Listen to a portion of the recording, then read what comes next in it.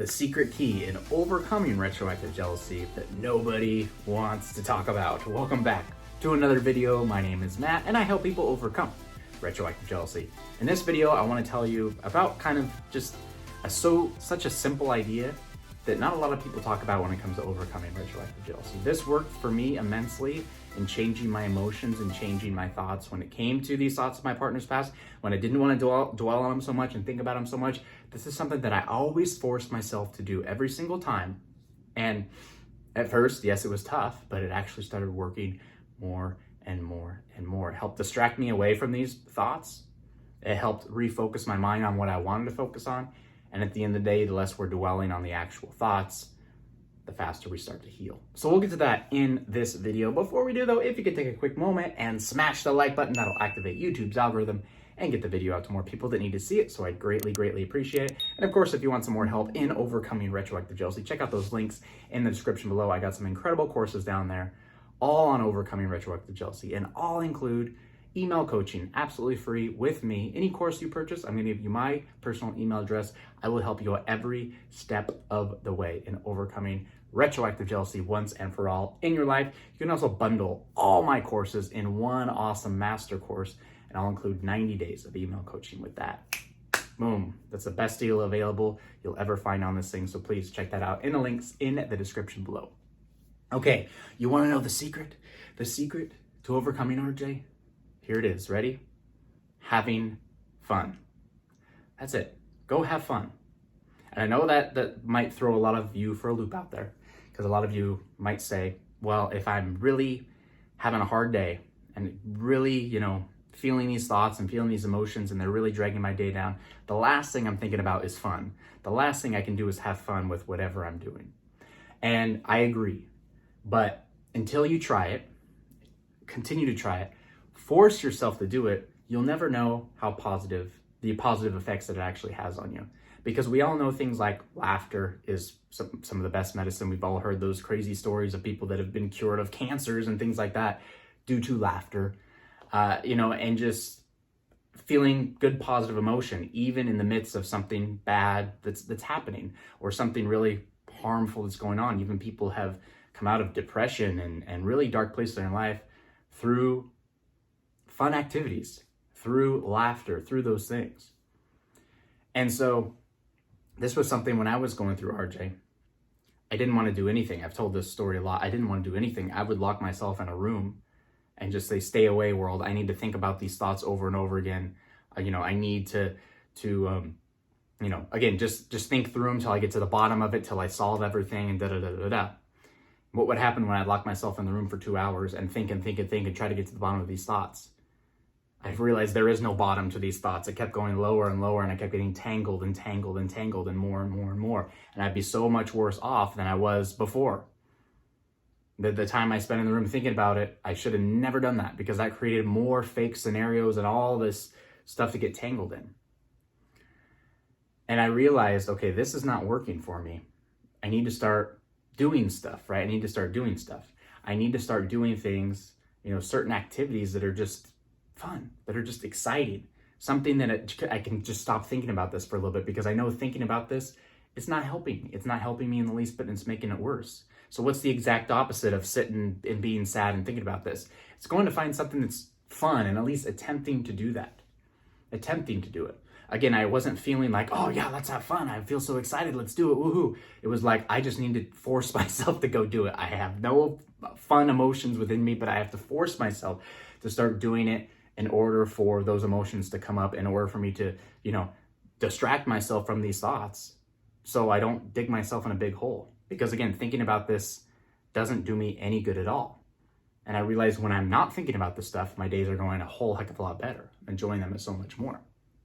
And so that's a good question to ask yourself. What do you enjoy doing?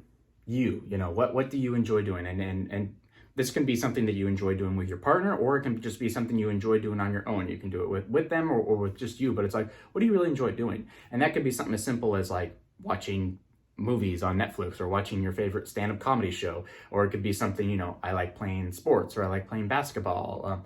I like hanging out with my friends, or going to the bar and chilling with, the people that I know. Whatever that is, it's different for everybody.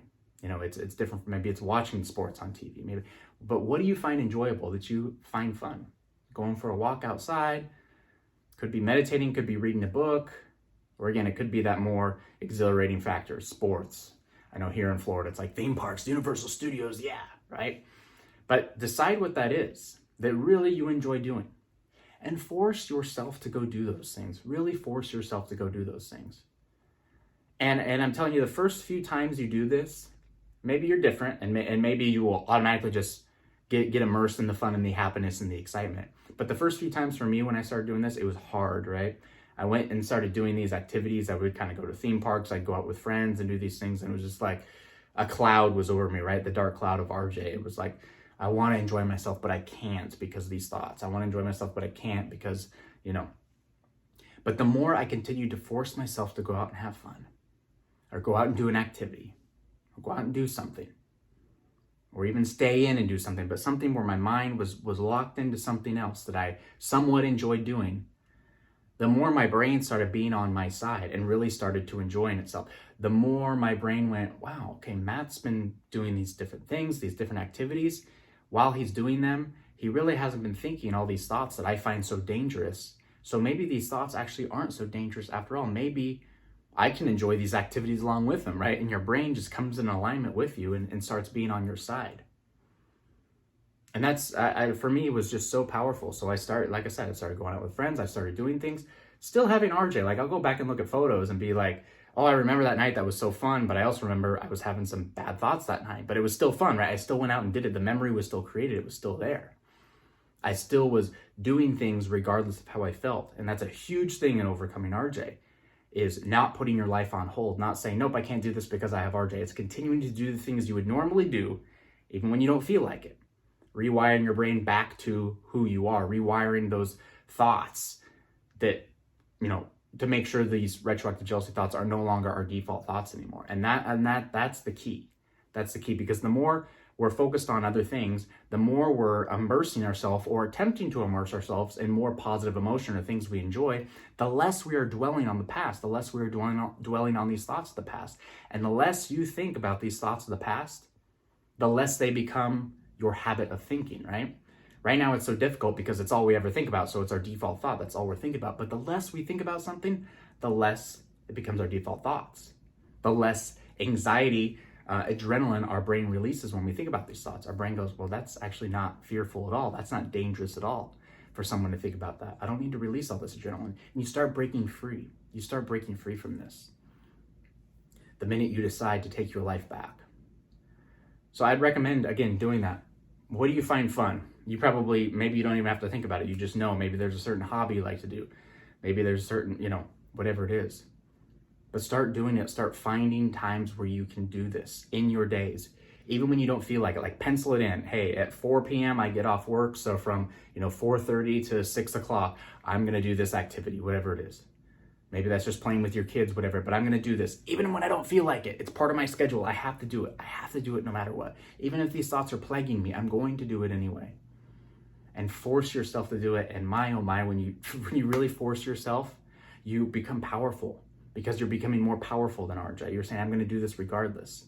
And again, I'm telling you, your brain will follow suit. Those positive emotions will follow suit. That funness, whatever feeling that is, of that excitement, of that activity that you're doing, it will follow suit. And those thoughts of the past, those RJ thoughts, will go far, far, far, far, far away. When we're not focused on them, when our energy is not on them, they lose our power over us and they will die away. If you enjoyed today's video, please take a moment and smash the like button so we can get the video out to more people that need to see it. Also subscribe if you have not already done so. Click the notification bell so you are alerted every time I post a new video. And once again, if you want some more help in overcoming RJ, check out those links in the description below. Any of my courses that you purchase, I'll include my personal email address. So I will coach you and help you overcome this thing once and for all. This is not thousands of dollars, I promise you. Very, very affordable. So please check that out. I also have payment plans available for those as well. I want everybody to overcome this once and for all. I think this is the year that we slay RJ. I'm feeling so good about it. So let me help you do that as well. That's it for me for now, everybody. Have a fantastic day. I'll see you in the next video.